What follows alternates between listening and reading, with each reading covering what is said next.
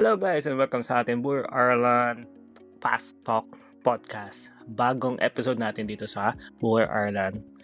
And kamusta na kayo? At ito ay nagbabalik tayo, Jerome Jose ng Bull Ireland host. At this time, sasagutin natin yung mga katanungan ng mga ating kababayan. Marami po tayong mga kababayan na nagtatanong sa atin kapag nagpo-post tayo ng something about sa trabaho, about sa anong meron dito sa Ireland, yung mga ganung bagay, anong mga magkano sinasahod, at kadalasan na katanungan nila is bakit daw walang age limit ang Ireland, or nagtatanong iba, may age limit po ba sa trabaho or may age limit po ba dyan sa Ireland? So yun ang topic natin. Mabilis ang topic lang po to at mabilis ang sagot lang din. I hope na maintindihan nyo yung sasabihin natin. At hindi naman tayo expert, hindi po tayo professional, pero ito lang po yung ating nalalaman sa tagal ng ating buhay dito sa Ireland. At least nagkaroon na tayo ng idea at paano, at mga natatanungan natin, mga kababayan natin na nagtrabaho din, na alam mo na, hindi naman sila bata, hindi rin sila middle age, kumbaga all around yung age nila. Okay, so normally ang age dito sa Ireland na pwede ka magtrabaho is around, if I'm not wrong, I think 21 ba? 22, ganyan, up to 55 o mga ganyan. Around that age po. So ang tanong nila, bakit wala age limit ang Ireland? Kasi parang hindi naman totoo, alam niyo yon. So bakit nga ba? Bakit ba pinapayagan ang mga worker from different places na magtrabaho sa Ireland na walang age limit? May age limit, syempre, di ba pwede po talaga na mag-work ang isang tao na 75 years old above na, syempre, yun talaga mabuting ano mo na yung buhay mo, yung natitirang lakas mo dito sa kamag-anak mo, sa pamilya mo, kaysa naman magtrabaho sa abroad. Pero hindi rin naman pwede yung mga kabataan na 16 below na kukunin papunta rito at magtrabaho, syempre. So alam niyo naman yung ibig ko sabihin pag age limit na around 20 plus up to 55 mga ganun, or 65 siguro, pwede pa. Basta yung mga ganong edad po. As I said, hindi po tayo expert, hindi tayo professional, but ito lang nalalaman natin. You can correct me if I'm wrong dito sa buong Ireland. So sa Ireland kasi walang batas. Walang batas. May batas po kasi na parang unang dahilan is yung protection sa age discrimination na tinatawag. Yun po yung mga discrimination sa mga edad. Kumbaga, example na lang po natin sa Pilipinas, syempre kapag pumasok sa isang trabaho, 55 years old ka, mahirap ka na tanggapin. Kasi yung edad mo ang tinitingnan nila. Pero dito po kasi, hindi po nababase yan sa edad. Nababase po yan sa iyong kakayanan and experience. So example lang din is, matanda ka na, sasabihin nila, hindi ka namin tatanggapin. Much younger, much better for some other countries. But here in Ireland, hindi po yun ang sagot. Okay? Siyempre, mas yung edad mo is okay, like tamang edad, mas maganda sa employer. Okay? So wala pong discrimination, hindi po nila inaano rito yung edad mo kung bata ka o matanda ka. Basta kaya mo magtrabaho, yun ang pinaka-point nila rito.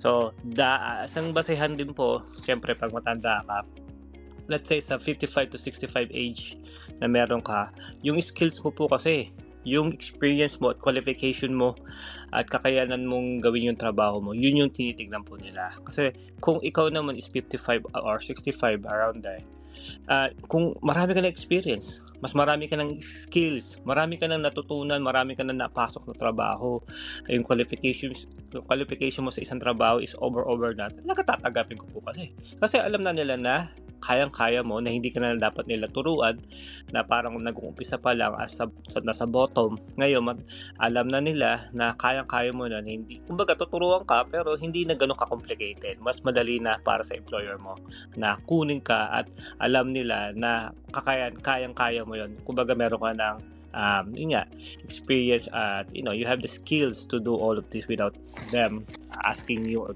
telling you what to do. And then pangalawa is kulang dito sa Ireland ng workers, kaya po maraming mga sector dito sa Ireland na naghahanap ng mga workers from different places, especially mga Pilipino, kasi ang mga Pilipino is flexible po talaga. Especially sa healthcare, which is nandiyan po yung mga nurses, carers, healthcare assistants, and then sa construction, and then sa hospitality, sa education, and syempre yung IT and skilled jobs. So, yun po yung mga sector na nangangailangan ng mga tao dito, ang mga employer dito sa Ireland. Kaya mahalaga po talaga dito yung mga ganyang experience, kasi yung mga ganyang experience sa ganitong industry or sector na healthcare, construction, education, IT, alam na natin na pasok ang mga Pilipino dyan, wala pong problema. Pangatlo, siguro yung experience, balikan natin ulit yung experience. Sa ibang bansa kasi, tinitignan nila yung mga edad. Hindi ko po alam kung anong mga bansa yun kayo na po magsabi kung may idea kayo. Sa ibang bansa po kasi disadvantage yung edad. So doon pa lang hindi ka na pwede, hindi ka na makakapasok kahit mag-apply ka ng ilang beses. Hindi ka na papayagan kasi tinitignan nila hindi. Ito yung kaya namin yung mga young adults kumbaga, na teenager, parang ganon. Pero dito, titignan po nila yung years of experience mo, yung pagiging reliable mo, professional attitude at yung maturity sa trabaho. Kaya pasok na pasok po dito yung mga yan.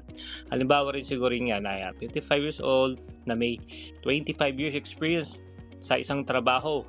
Siyempre, pipiliin po nila yung kaalaman mo at expertise mo. Kaya mas mabuting dito sa Ireland, pasok na pasok po yan kahit 55 years old.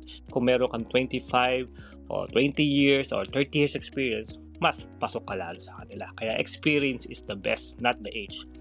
Pang-apat, siguro masasabi ko, hindi ibig sabihin mag-retire na. Ibig sabihin, sa ganung edad, actually sa 65, pwede ka pa rin po mag-work. Kasi iba pagdating na 60, retirement age na po yan. Pension ka na, magpahinga ka na. Pero dito kasi wala po. You can still work even you're 60, 61, 62, 63, 65, 67 as long as you can. Dito po sa Ireland, kaya wala pong discrimination. May mga nakatrabaho po tayo before. Tanda na po nila, nasa 65, 67 na, 60, mga ganong edad sa unang kong trabaho dito, and they can still work and gusto pa rin nila mag-work. At yung iba nagpa-part-time pa kahit alam na nila, basta kaya, why not? Hindi po nila pipigilan yung mga taong ganyan kasi masisipag yan at mas experience. Kumbaga doon ka kukuha ng ideas sa kanila. Kung ikaw mga bata katulad ko, kumukuha ko ng experience or more skills or mga parang magandang gawin para magawa ko ng trabaho na mas mabuti at mas madali. So papatulong ako sa mas matatanda sa akin. Yun. Panglima, last one, syempre yung factor na maapektuhan yung age limit decision sa trabaho. So may mga rin naman po, case-to-case basis din naman syempre, na hindi po porket lang age limit ang Ireland, it doesn't mean na pasok na lahat. Syempre po, depende po yan sa employer nyo kung saan kayo magtatrabaho. Nasa kanila pa rin po yung karapatan kung sino kukunin nila at anong age ang gusto nila. Dahil nyo syempre yung professionalism, syempre pag nursing ka, let's say, yan, halimbawa yung NMMBI na tinatawag nila para sa mga nurses, registration. So, doon nila tingnan din yung age. And then, physical demand ng trabaho. Kung matanda ka na nga, pero yung edad, yung katawan mo is hindi na kaya, so, hindi na rin nila kukunin. Pero syempre, kung healthy ka, syempre, ikaw mag-a-apply, sabihin mo, healthy ka pa rin, di ba?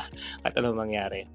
And then, yun nga, yung visa or immigration permission. Nasa case-to-case basis po yan, ang sinasabi ko. So, sa madaling salita, sa Ireland po, ang edad ay pangunahing tinitignan. Wala pong discrimination. Kung kaya mo, may experience ka at legal ka magtatrabaho sa bansang katulad ng Ireland, pasok na pasok po kayo. May mga kaibigan tayo na 40s, 50s, and 60s na matatanda na, and they can still work, and they have dami nilang napakita. Maski ngayon sa trabaho ko sa ospital, marami pa akong kaibigan na mas matanda sa akin, and I'm still learning a lot from them because mga kapwa natin Pilipino, madiskarte po yan at alam po nila yung mas maganda at mas madali at hindi ka mahihirapan sa trabaho. Yun lang guys, dito na tayong tatapos. Ito po ang ating new episode. Sana nakatulong ito sa inyo at sana makatulong pa sa inyo sa mga susunod natin mga episode. Itong Fast Talk Podcast natin. Maraming pong salamat sa mga nakinig at sa mga hindi pa sumusubaybay guys. Subaybay lang sa Buhay Ireland for more jobs and more tips para sa inyo guys. Thank you so much and I'll see you in our next podcast. Pwede rin kayo magpa-shoutout. Leave your message down below and we'll shout out. Goodbye. Paalam. Ay mabuhay OFW.